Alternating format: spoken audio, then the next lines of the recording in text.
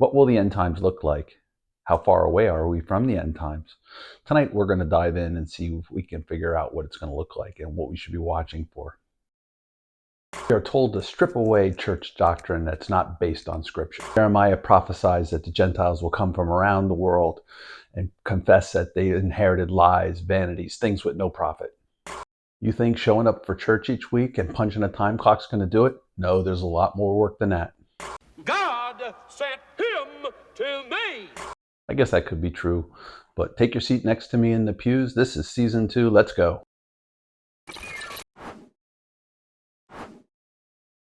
I want to start by saying, if you saw my second video, episode 2 about leaven, and this pattern seems to repeat on earth. That's why I put such a high emphasis on leaven.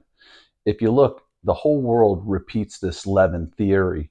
And if just to review slightly about leaven, it's yeast basically. So when you put yeast into flour, mix it into flour, it becomes yeast leavened, and then it'll rise on its own. And if you don't constantly use it and replace it, with half and half, then you could, if it's not used, it'll get worse and worse and worse until it starts smelling like beer.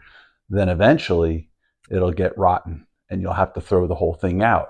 And this is sort of the pattern that Satan started for us on earth. And when Adam bit the apple and he started to die, Satan introduced leaven into our society, an evil leaven, which as the people went along, they become more and more corrupted. And if you remember the stories I told you about the fallen angels, they came down and they reproduced with female women, humans, and they created this hybrid, which was not truly human, but not truly immortal. And what happened is they created a race of giants, and basically they screwed up our DNA. Now, why is that important? So God's answer to that was to flood the earth, wipe out all these creatures. But before that, he had put enmity between the creatures to fight each other. So it was a very violent time. And I'm going to talk about that. Our first taste of it was 1,500 years in from creation, that the whole earth was wiped out. I just want to read from Luke 17:27. I'm going to read 17:27 first, and I'm going to come back to 26. They did eat, they drank, they married wives, they were given in marriage until the day that Noah entered into the ark, and the flood came and destroyed them all. And this is the reason I was just saying. They were destroyed on purpose because they've corrupted themselves beyond repair. Almost like I said, the leaven in the dough, it's rotten. You can't save it anymore. I'm going to read in 26, which I'm going to read now.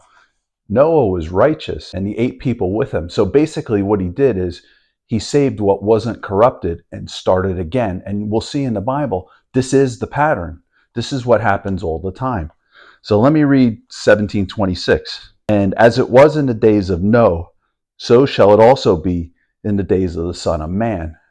So what is this saying? This is telling us here that if we want to know what it's going to look like in the end times, we got to go back and look at and see what it was before the flood. Like I said, you had giants, and they even said they were given to marriage. And if you looked in my other videos, I had said that even evil people can return love to people who love them.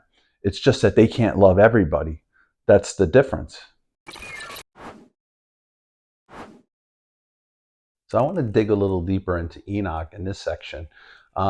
Jesus told us that the end of times will be like before the flood with Noah. I just want to go back to the times before Noah. And we have to rely on Enoch, who lived before the flood. Now his son was Methuselah, whose son was Lamech, whose son was Noah. So he was alive right up until, just about until the flood. And he wrote these books that he showed of heaven, but he also talked about what was going on because he had seen heaven before he was taken up. And I just want to read out of Enoch's book, number 3, where he talks about time before the flood. Why and for what cause have you left the high, holy, eternal heaven and had sex with women and defiled yourselves with the daughters of men and taken to yourselves wives and done like the children of earth and begotten giants as your sons? This is what was going on. This is what I was talking about in the first section, that they produced these offsprings that were enormous. And some of these offsprings, Enoch describes in his book as being 50 cubits tall, which is pretty much 75 feet tall. These people were huge, and they consumed all the resources, and they were eating people too, because they couldn't grow enough food for these people. So they were eating people. This is what they were saying. Now, I'm going to just throw this as a side note, because if we knew such large beings existed before the flood, who do you think built the pyramids and moved these big heavy stones? I suspect it was these giants. I just want to read Genesis 6:9 because it's relevant here. These are the generations of Noah. Noah was a just and perfect in his generations, and Noah walked with God. So this is what I alluded to in the first part. The Bible's calling him, he's just. He's a just man and true to his generations. He's perfect in his generations. So what does perfect in your generations mean? That means to me, he's a purebred. It means that his DNA was not corrupted by these fallen angels, and his family, his sons and their wives were all good to go, and then they would start again. And this is kind of what I was talking about as a pattern. If you look throughout the Bible, this pattern of leaven repeats itself again.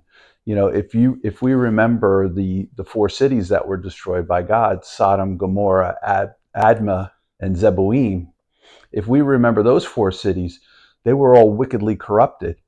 And even Abraham asked God, would you destroy the righteous with the wicked? And God had a pretty good answer to that. And I'm going to read that now. Genesis 18:23 and 24. And Abraham drew near and said, wilt thou also destroy the righteous with the wicked? Peradventure there be 50 righteous people within the city. Wilt thou also destroy and not spare the place for 50 righteous that were therein? He ended up working them down to 10, and God said he wouldn't destroy the city if there was 10 people there. But it turned out to be only 4. If you remember, Lot, his wife, and his 2 daughters. But Lot's wife ended up turning around and looking back at the city and was destroyed as well. So it was just Lot and his 2 daughters that survived. But if you remember, or even if you don't know, I'll continue the story. They thought all was lost, and it was going to start again with them. So here's what happened is Lot's daughter got their father drunk 2 nights in a row, and each slept with him and became impregnant by him to carry on his lineage, which went on to be the Ammonites and the Moabites. So they were sort of fathers of a whole nation. So out of the crush of Sodom, Gomorrah, Admah, and Zeboim, we get 2 new nations born from them. And this is the pattern. And if you look right up until when they were at the mountain, when Moses was up in the mountain getting the 10 commandments and they corrupted themselves down below, if you remember what God told Moses, he said, step aside. I'm going to wipe them all out and start again with you. Do you see this pattern? This pattern's coming again and again. But Moses intervened, and they came up with a separate way, which I've described in my other videos of sacrificing and paying as you go, if you remember those videos. I just want to say that this pattern is going to happen again because we are going to corrupt ourselves. And what's going to happen when the Messiah comes? It's just going to be like the days of Noah, and a lot of people are going to be wiped out. And those that Jesus calls righteous enough are going to continue on and start again in the new kingdom. This is the difficulty that we face. Now, the last thing I want to talk about is, when is the end times? Well, we really don't know. We're told just to be vigilant. Jesus gave us many parables. If you remember the parable of the lamp, where the women took the lamp and some didn't bring enough oil, and when Jesus came, they weren't prepared. These are all parables for us. So basically, what they're telling us is to keep our eyes peeled. But it's more than that. It's more than just keeping our eyes peeled. We have to have ourselves in a righteous state and a watching state. This is what's the most important thing we need to do. Because when he comes, if we're not in a righteous state, then we're going to be wiped out like everybody else. And if we can't really predict the end times, because he always says it's like a woman who's in travail of childbirth, You get these false labor pains, so you think it's coming, and then it subsides. That's just like when they give birth. And we do the same thing here on earth, where you get violence rising and immorality rising, and then it calms down and goes back. But until you get to the point where one time when the woman's pregnant, she gets to the point where she gets the labor pains and they're coming closer and closer together, the water breaks, and at this point there's no turning back. Everything that's going to happen, like Jesus says, the end of the world, it's going to happen quickly, one event after another. It'll quickly happen, just like a woman giving birth. Once the water breaks, it's coming quickly. It's going to be a series of events, blood and all this. And then until they're reborn, you're born a child, or we're born in a new kingdom, then we can relax and say, hey, it was all worth it. Just like a woman, we won't remember all our travails here on earth, just like a woman doesn't remember all the travail that she went through giving birth. It'll be pretty similar to that. And I'm going to close with, next week is my Pent episode, which I'm going to show what I think the destroyer is going to look like. I think I found a picture of him online, and I think I know even the people that have the pictures online don't know that that's what they're showing. But stay tuned for next week's episode. It's going to be great. It's going to be hard hitting. So prepare yourself.